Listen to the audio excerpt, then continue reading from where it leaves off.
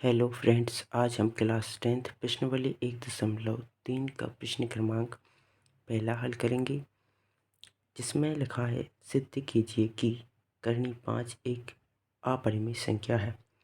तो इस प्रकार के क्वेश्चन में हम क्या करते हैं कि सबसे पहले हम ये देखते हैं कि इसमें लिखा क्या है। तो इसमें लिखा है कि करनी 5 एक अपरिमेय संख्या है। तो इस प्रकार के क्वेश्चन में हम अपोजिट मानते हैं, ठीक। यदि यहाँ पे लिखा है कि करनी 5 एक अपरिमेय संख्या है तो हम मानेंगे कि माना करनी 5 एक परिमेय संख्या है। तो आइए स्टार्ट करते हैं इसको। तो यहाँ पे लिखते हैं, ठीक है, यहाँ से हल, यहाँ पे लिखा हल। अब लिखेंगे माना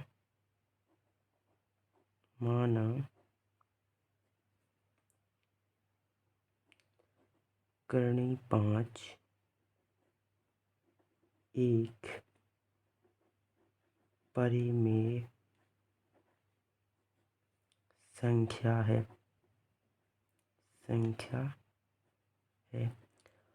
अब मैंने यहाँ पे लिखा कि करनी जो 5 है वो एक कौन सी संख्या है, परिमेय संख्या है। जब ये परिमेय संख्या होगी तो हम इसको p/q के फॉर्म में लिख सकते हैं, यानी कि करनी जो 5 है उसको बराबर में क्या लिख सकते हैं, p/q इस फॉर्म में लिख सकते हैं। जहाँ हम जानते हैं कि कोई जैसे कि p/q है तो वो क्या है, p और q एक सह अभाज्य पूर्णांक होंगे कि नहीं। इस प्रकार से देखिए यहाँ पे सह अभाज्य पूर्णांक, इसका मतलब होता है, आप इसको रफ में समझ सकते हैं, जैसे कि यहाँ पे ये हमारे पास रफ है। यहाँ पे देखिए सह अभाज्य का मतलब होता है जैसे कोई एक आपके पास अपरिमेय संख्या है, जैसे कि 1/2 है मान के चलो, या तो ये एक से विभाजित होगी या फिर स्वयं से, यानी कि 1/2 से ही विभाजित होगी, ठीक है। तो ये कहलाता है क्या, सह अभाज्य। समझना, यदि यहाँ पे 3/2 लिखा है तो या तो ये स्वयं, मैंने कि 3/2 का इसमें पूरी बार भाग जाएगा, या फिर एक का जाएगा पूरी भाग, ठीक है। यदि हम इसका एक का इसमें पूरी बार भाग दें तो हमें कितना मिलेगा, 3/2, यानी 3/2 ही मिलेगा। यदि हम इसका भाग दें इसमें तो एक मिलेगा कि नहीं। तो इसका मतलब होता है, सहभाज्य का मतलब होता है कि या तो वो संख्या स्वयं होगी या एक होगा, तो इसका मतलब होता है सहभाज्य, ठीक है। तो आइए हम इसको आगे स्टार्ट करते हैं। तो लिखेंगे ए, यहाँ पे लिखेंगे ए वाला, यहाँ पे लिख लेते हैं, ठीक। इसको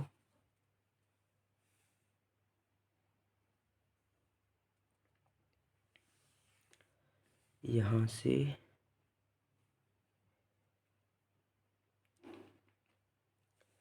जहाँ p और q, p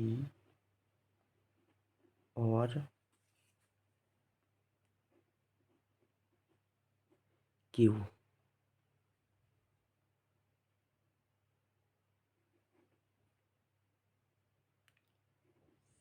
सह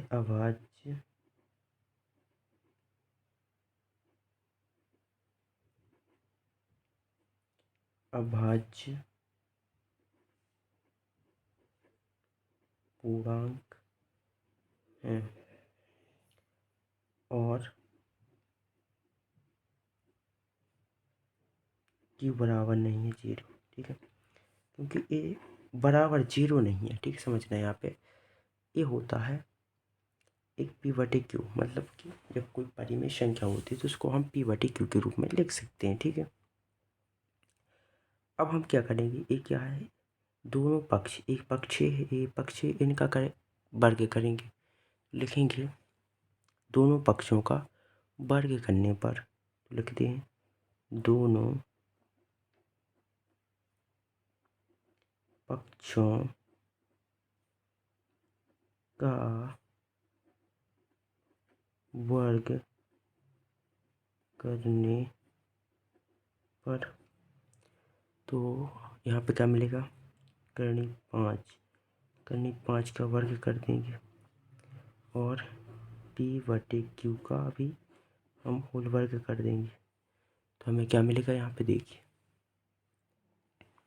करनी 5। हमेशा हम जानते हैं एक चीज़ कि यदि कोई भी चीज़ उसका यदि हम यहाँ पे देखिए, यदि करनी 5 है इसका वर्ग है, इसका मतलब क्या, करनी 5 गुणित करनी 5, इसमें से 5 बाहर निकल आएंगे। यदि करनी 2 गुणित करनी 2 का यहाँ पे गुणा करते हैं तो इसमें से कितने 2 बाहर निकल आती, इस प्रकार से होता। इसका वर्ग होगा तो कितनी 5, या एक सिंपल सा फंडा याद रखें कि करनी 5 है जो, इसमें से वर्ग से वर्गमूल क्या होता है, कट जाता है, यानी कि वर्ग से करनी क्या हो जाती, कट जाती। ठीक है, यहाँ से कैंसिल हो जाती और ये हो जाएगा p वर्ग और q वर्ग, इसका अपन होल वर्ग, तो इस पे भी वर्ग आ जाएगा, इस पे भी वर्ग आ जाएगा। ठीक है, अब इसको आगे सॉल्व करते हैं, इसको यहाँ पहुँचा देते, ये आ जाएगा 5pq² बराबर p², 5q² बराबर p², तो q² बराबर p²/5। ठीक है, इस प्रकार से ये आ जाएगा। तो हम यहाँ पे एक चीज़ देख रहे हैं कि जो p वर्ग है वो किससे 5 से भाग जा रहा है इसमें, यानी कि विभाजित है। तो हम लिखेंगे यहाँ p² 5 से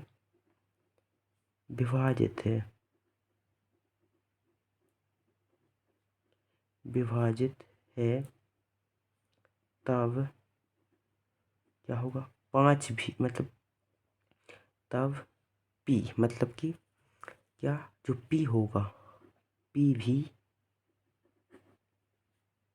5 से विभाजित होगा, विभाजित होगा। ठीक है, यहाँ पे लिखते होगा, मतलब कि आप एक सिंपल सा यहाँ पे एक चीज़ याद रखें। देखिए यहाँ पे यदि मान के चलो यहाँ पे लिखा है 2 वर्ग, 2 का वर्ग बटे 2, तो इससे आप समझ रहे हैं कि इसमें भी तो इसका भाग जाएगा। जैसे 2 का वर्ग निकालें तो 4/2, तो इसमें तो जा रहा है 2 का भाग 2 बार, तो ये तो जा रहा है ना, वर्ग में भी 2 का भाग जा रहा है। तो इस प्रकार हम लिख सकते हैं, जब p वर्ग में 5 का भाग जा सकता है यानी विभाजित है 5 से, तब p से भी तो मैंने p भी 5 से विभाजित होना चाहिए, है कि नहीं, इस प्रकार से होगा। तो लिखेंगे यहाँ पे कि 5 क्या, p का, p जो p है p का 5 एक गुणनखंड होगा, गुणनखंड। ठीक, गुणनखंड होगा, सिंपल सी बात। इसको बना दें शर्त 1 यानी इक्वेशन 1। यहाँ पे स्थिति नंबर 1 बना लेते हैं, यहाँ पे लिखेंगे स्थिति ये होगी 1, स्थिति फर्स्ट। अब बात करें कि दूसरी की, कि हम जानते हैं कि जब ये p बराबर क्या होगा, p बराबर होगा, यहाँ पे एक चीज़ समझें आप यहाँ पे। ठीक है,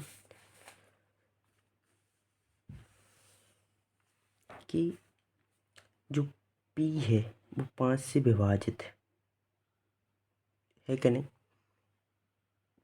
है यहाँ पे, तो p क्या होगा, ये भी तो होगा ना, p² जब 5 से विभाजित, तो p भी किससे 5 से विभाजित होना चाहिए। सही बात है, ये सिंपल है। तो इसका जो गुणनखंड है, हमने बोला कि p 5 का एक गुणनखंड होगा, यानी कि इसमें जैसे कि हम बात करें 2, यानी कि 2² से विभाजित था, तो इसको इस प्रकार से भी तो लिख सकते थे, गुणनखंड होगा। इसीलिए जो 5 है एक गुणनखंड होगा, तो इसके पीछे कोई भी संख्या है उसको हम m मान लेते हैं। ठीक है, यहाँ पे तो आइए यहाँ पे m मान लेते हैं, तो ये हो जाएगा 5m। ठीक, इस प्रकार से। तो इसकी जो p की वैल्यू हम यहाँ पर रख देते हैं, यहाँ पे इसकी इक्वेशन बना देते हैं 1। ठीक है, बाद में इसकी इक्वेशन बना देना है। अब क्या करेंगे, इसका मान है इसमें रख देंगे, यहाँ आ जाएगा 5q² बराबर 5 का वर्ग, यानी p का वर्ग है तो यहाँ पे p की वैल्यू इसका वर्ग है तो यहाँ पे वर्ग हो जाएगा। तो 5q बराबर ये हो जाएगा 25m वर्ग, क्योंकि 5 का वर्ग 25 और m का m² हो जाएगा। ठीक है, तो यहाँ पे अपन को क्या मिल जाएगा, यहाँ पे मिलेगा, अभी इसको हम यहाँ नीचे पहुँचा देते हैं। ठीक है, इसको ये आ जाएगा 5, इसको पहुँचा दिया नीचे, बराबर में मिल गया m², कट जाएगा 5 और 5 25, यानी कि 5 कम 5 5 25, यहाँ क्या बचा q² अपॉन 5 बचा 5 यहाँ पे बराबर m²। अब यहाँ पे एक चीज़ सिद्ध होती है, क्या, यहाँ पे देखिए कि यहाँ पे लिखेंगे जहाँ जहाँ जो q² है वो 5 से विभाजित है,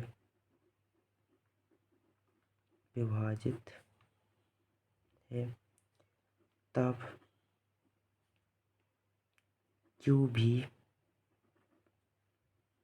5 से विभाजित होगा। पहली लाइन जैसा लिखना है, जैसे पहली लाइन सेम बिल्कुल, इसके लिए जहाँ p था वहाँ q कर देना होगा, बिल्कुल सेम करना है। ठीक है, तो q का 5 एक गुणनखंड होगा कि नहीं, गुणनखंड होगा। इस प्रकार से क्वेश्चन यहाँ से कर लेना। ठीक, इसके बाद हम आगे स्टार्ट करते हैं। यहाँ पे एक चीज़ समझते हैं कि हमने अभी पढ़ा था कि सहअभाज्य माने करनी 5 है जो, वो क्या है, p/q के रूप में लिखी, यानी p/q की, जो कि या तो स्वयं से विभाजित होगा या 1 से विभाजित होगा। इसके मान के चलिए यहाँ पे करनी 5 है जो, या तो वो करनी 5 से विभाजित होगी या तो 1 से विभाजित होनी चाहिए। अब भी हमने लिखा था सहअभाज्य का मतलब क्या होता है, या तो वो स्वयं से विभाजित, ये सिंपल सी बात याद रखना कि सहअभाज्य है तो वो या तो स्वयं से विभाजित होगी या फिर 1 से विभाजित होगी। लेकिन इसमें क्या कह रहे हैं कि जो 5 है वो p से भी विभाजित है और q से, जो तो इम्पॉसिबल है, ये सही हो नहीं सकता। इसलिए हम लिखेंगे स्थिति 1 और 2। ठीक है, स्थिति 1 और 2 से स्पष्ट होता है, यहाँ पे लिखेंगे स्थिति 1 व स्थिति 2। ठीक है, से स्पष्ट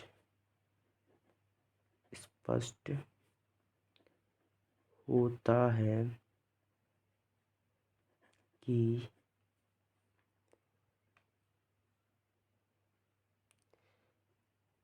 करनी 5